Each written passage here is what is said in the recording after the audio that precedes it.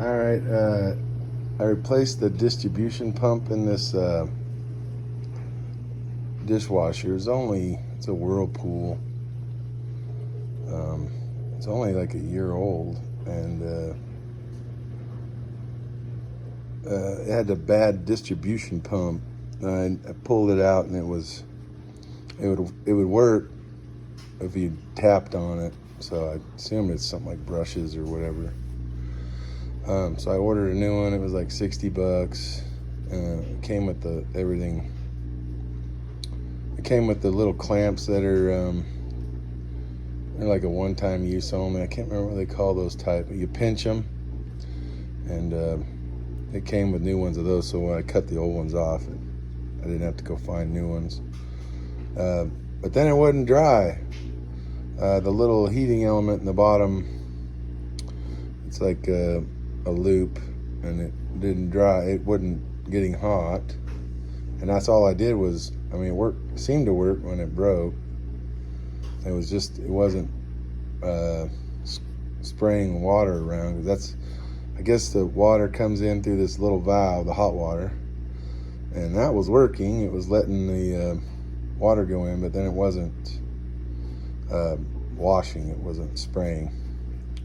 So I figured out it was that. I replaced it, and then it wouldn't dry. And everything tested fine. It tested the. I guess they say there's like a flood switch or something. That seemed to work. The thermal protection switch, it had continuity, so it was fine. The heating coil or element, it seemed to be fine. I tested it with an ohm meter, and it was 10 ohms, I guess.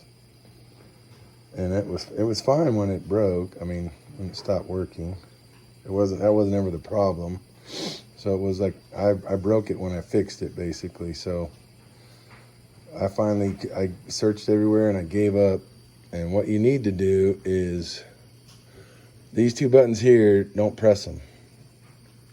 You open the door a little bit and you press these buttons here quickly. 1, 2, 3, 1, 2, 3, 1, 2, 3. I think you do that 3 times really fast within 10 seconds. And all these lights will light up, and it goes into diagnostic mode or something.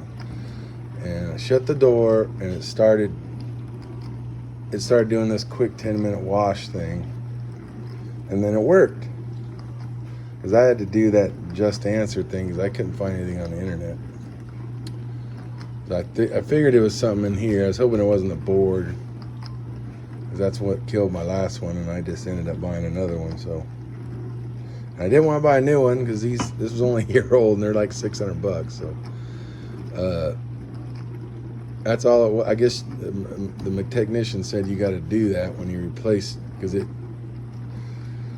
the part that was broken tripped some kind of a safety thing where it shuts off the heating element, because it wasn't.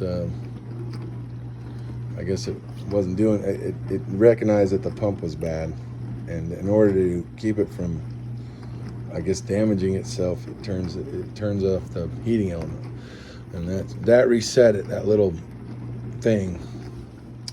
So hopefully that helps you if you have one of these. Yeah, I'm just not a guy that calls repairmen, even to my own detriment. So, all right.